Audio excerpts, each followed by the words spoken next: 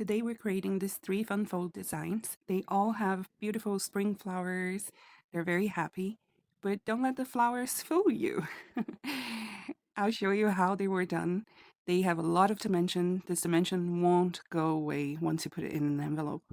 So I'll tell you my secret in a second. Stay with me. Please forgive my voice being a bit funny. I'm trying to recover from a bad cold. And today I'm using mainly products from Simon Says Stamp. I will have them listed below if you want to see what I used, but you can use whatever you have in your stash that can be adapted for this. I'm also using a 3D embossing folder that comes with a die that cuts 3 flowers. They're like cherry blossoms. So I die cut everything out of vellum. This is my secret for this card. This is the secret for getting so much dimension and keeping that dimension even when you crush your card into an envelope and remove it several times, you will still have a lot of that dimension left. I am dyeing all of the die cuts with dye inks, and I'm just using a brush like you use with cardstock. But then you have to give it a few minutes to dry later.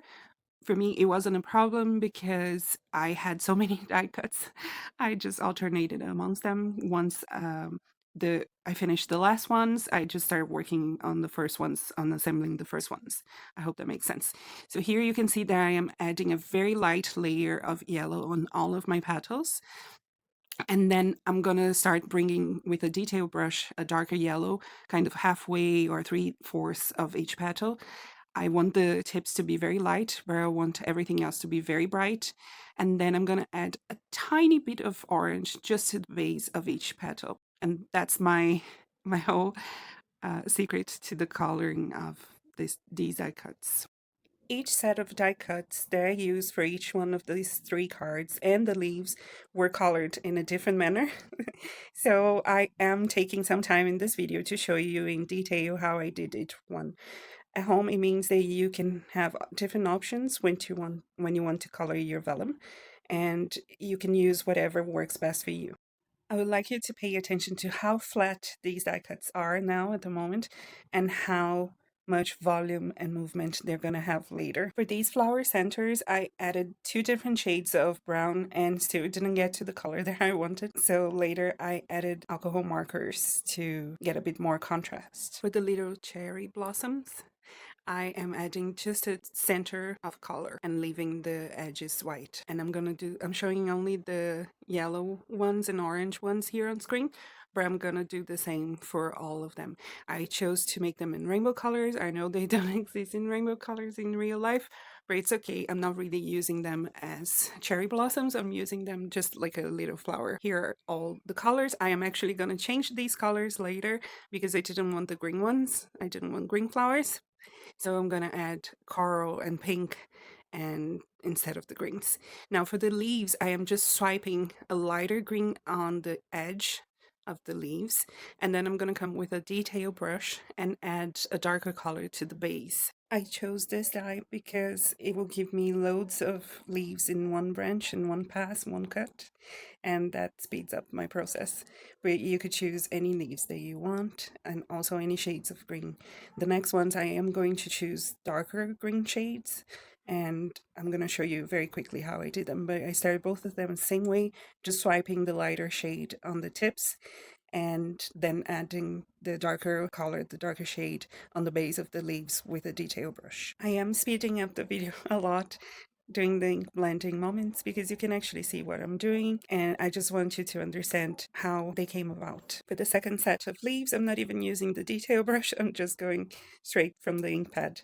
And now for these flowers, I am actually ink blending the lighter shade from the underside, then I'll turn the die cut around and I'll add a dot of darker in the very center. I just want it to be very, very light. If you do it on the reverse side, it will make it even lighter. And then I can actually add the pop of brightness in the center.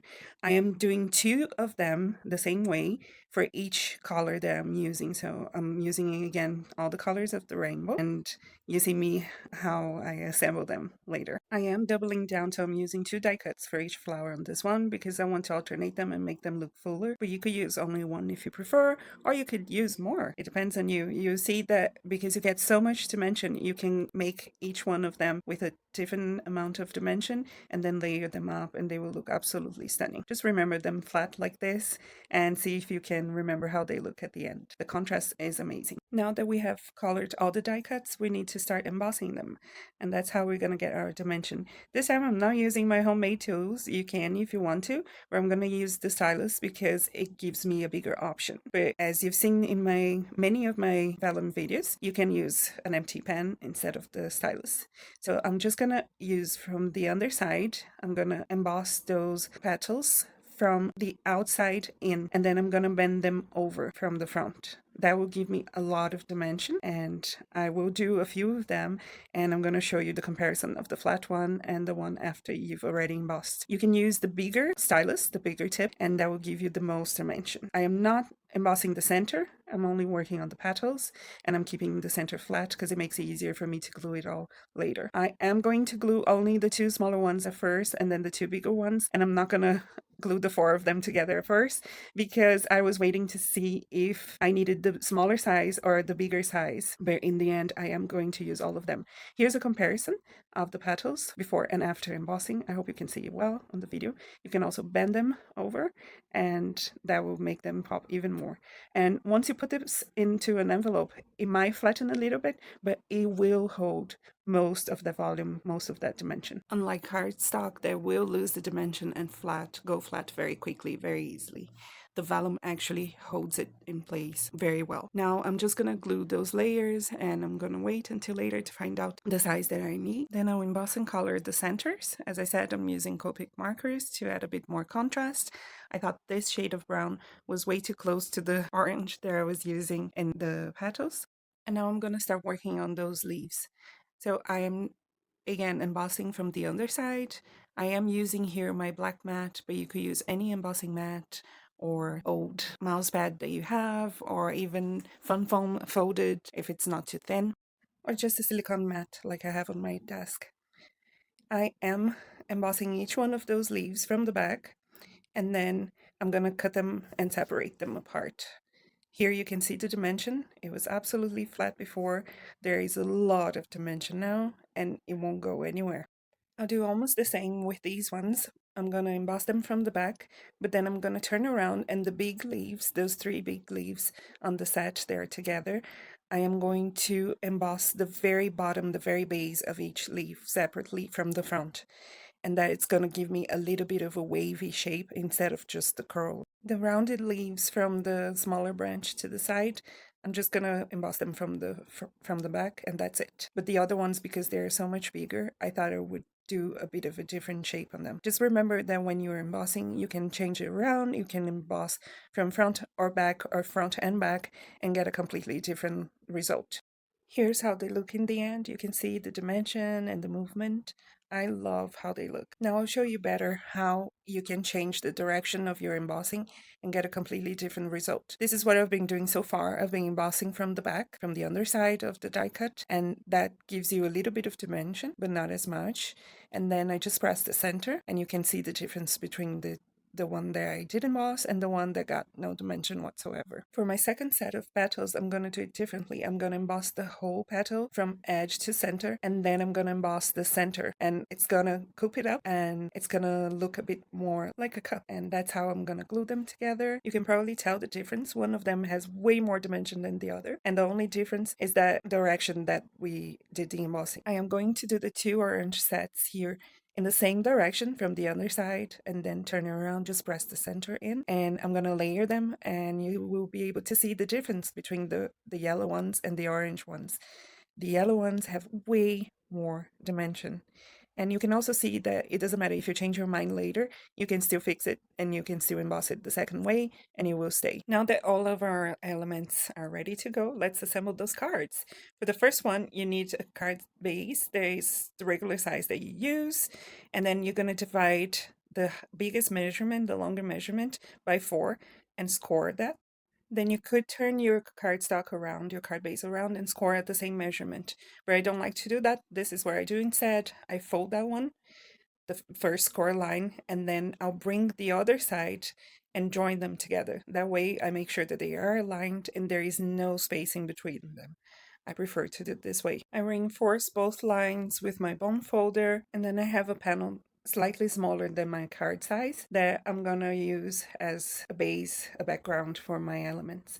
Now I'm gonna glue all of the layers of my flower together, and then I'm gonna add the leaves to the background, and then I'm gonna glue the flower on top. I like to add the leaves first because then they won't be kind of in front of the flower. I am cutting the leaves apart, rounding up those corners of my panel, and then I'm gonna just add a tiny bit of glue to the bottom of my branch or leaf and place them down where I want them to go. I'm gonna speed this up because I'm just checking the location, seeing if I like it where it is, and then gluing it down. But you get the gist. You can always slow down the footage if you want to see it in more detail. I do this to save some more time because I am literally just adding glue and placing it down. Okay, I'm gonna add now glue to another panel, exactly like the front one, and I'm gonna add it to my inside, the inside of my card, just to reinforce it. This cardstock is a bit lightweight, so I like to layer. And then I'm gonna add glue to the left half of my front panel, and then center it, place it down, and no glue to the other side, otherwise the card will be closed shut. Because my flower is such a huge element in this card, I am not using any gems, any decorations, anything else. It's just the sentiment, the flower, and the leaves, nothing else. I don't think it needs anything else other than that. But the other cards, I am adding some embellishment to them. It's just that this one, I really love that huge, massive, very dimensional flower at the front. Now, you can deliver this card in person, or you can safely put it into an envelope, a regular size envelope, and the leaves and the petals will pop back up once you remove it from your envelope. For our second front fold design, I'm just going to fold my card base in half, and then one of the sides, I'm going to fold that half into a quarter. I'm going to fold it back on itself, and it's going to be a Z fold in the end. It's very quick and easy to do. You don't need any measurements. Just make sure that you use your bone folder and you reinforce those score lines, and you'll be great. Now, I'm also using two smaller panels with this card, just like we used on the gatefold, and they're both the same size, just slightly smaller than the card size. And I'm going to round the corners for both of them as well. And the first one, the front one, I'm also going to add a bit of detail with a dotted detail plate. It's just something that I wanted to add a bit of interest because I thought it would be too plain. That's it, you know me, always adding more and more and more. I never learned from Chanel. I am using smaller panels at the front and on the inside of each one of my cards today, and I'm rounding the corners for all of them. This one, I'm adding a bit of double-sided adhesive, only to half of the back side of the panel, and that panel is going to be the one I'm going to add to the front, and then I'm going to add another one, same way, but without the dotted detail on the inside, and that's going to be the space reserved for my personal message. Now I can decorate it however I want it, and I'm going to use the flowers that you can see on the screen, the rainbow flowers that I'm knocking down now. And I'm just going to make a wreath with them and some of the leaves and use a sentiment, and that's going to be my whole card design. Z-fold cards are a very quick and easy way to add some interest to your card bases, to make a card that looks a bit different, but it doesn't give you extra work and it doesn't take extra supplies either. This is my card base ready to go, and now I'm going to glue those layers of those flowers together and get them ready to go on my card. I am adding just a tiny dot of glue to the center of the base petals, and then I'm placing the top petals on top of it and holding it with the bottom of my piercing tool until it dries. I did that for all the flowers. Now I'm separating those leaves, and then I'm just going to place them on the card however I want them to go. I am making a wreath, but you could arrange them however you want to. My sentiment is going in the center, and I'm just going to glue everything down, add some jewels as the center of the flowers, and then some sequins, spread them around the panel, and that's it. Even for me, that is a lot. That is too much. But I can't control myself. I just don't do clean and simple. That's not how my brain works. But I like how it looks. I know it's a lot, but I think it looks cute. What do you think? I love the contrast of the bright colors of the flowers against the more pastel shade of the card base. And also look at that dimension, folks. I love it. Now for our third card, I'm going to give you a completely different idea. I'm going to use an embossing folder to add dimension and shape to my flowers instead of actually embossing them one by one. So this is way quicker. I just got all those colored die cuts, placed them in my embossing folder, ran it through my die cutting machine on the embossing setting. I am folding my card base in half, and I'm going to have an easel element, an easel panel at the front of this card instead of an easel card. And for that, I'm going to use these 4 additional panels. I have already rounded the corners off screen. They're slightly smaller than my card base. I'm using 3 in white and 1 in gold. And the gold one is just a very lightweight cardstock. I'm going to glue 1 of those white panels to the front, 1 to the inside. The third one, I'm going to run it through my die cutting machine with another detail plate. And then I'm going to use that gold one as the mechanism for my easel element. We'll get there in a second. So here I'm just finishing my card base. As I said, I am adding those extra panels on the outside and the inside. Here to prepare my easel, I'm just going to score 1 line from the top of my panel. I'm going to fold that. And then again, I don't like measurements. So I'm just going to reinforce it with my bond folder. I'm going to take the opposite edge and fold it up to that line, to that score line. And that's going to be my whole mechanism. All I need to do now is run my remaining third panel through my die cutting machine because I want the extra detail on it. And this panel, this gold panel, actually has a bit of detail as well, but you won't be able to see it once we layer both of them. Today I'm using 2 detail plates to add detail to my backgrounds. I love detail plates. I wish more companies would come up with more different ones, like different ideas, different designs, because I absolutely adore them.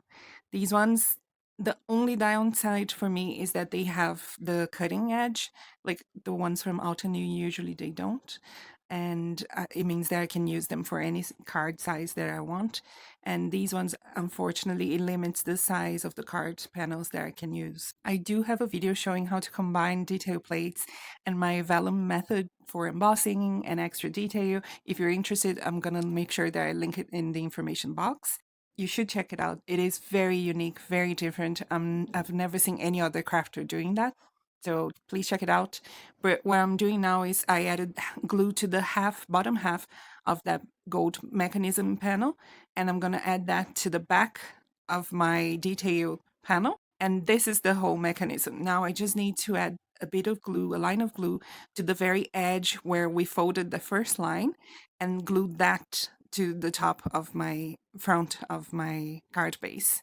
You're going to see here in a minute. It's going to make more sense. And that's the whole mechanism. That's all I have. After I have it in place, then I can decorate it however I want. For this one, I cheated a bit with the leaves that I'm using to make the wreath. They are left over from another card session I had about 2 months ago. I had loads of them left over and I just wanted to use them instead of the vellum ones. So I'm cheating a little bit. All the other ones were also made of vellum. This one is just colored cardstock with a little bit of ink blending. I'm making a wreath with the leaves as a base, and then I'm gonna come and add the flowers on top. Then add some jewels, a little bit of sequins to the background. I am going to fussy cut my sentiment to make it fit inside of this wreath, which was an afterthought. I was originally going to put it in the bottom, but I didn't like the empty space in the wreath. So I'm going to trim it down to make it work for me, and I'm going to call it done. It's a very simple design, very similar to the previous one, but you can recreate this one way quicker, and it's way easier than the first 2 cards. I will have more information, especially my playlist about vellum cards and vellum ideas, linked down below. Thank you for watching. I hope this was useful to you, and I hope you loved these cards as much as I did. See you on the next one.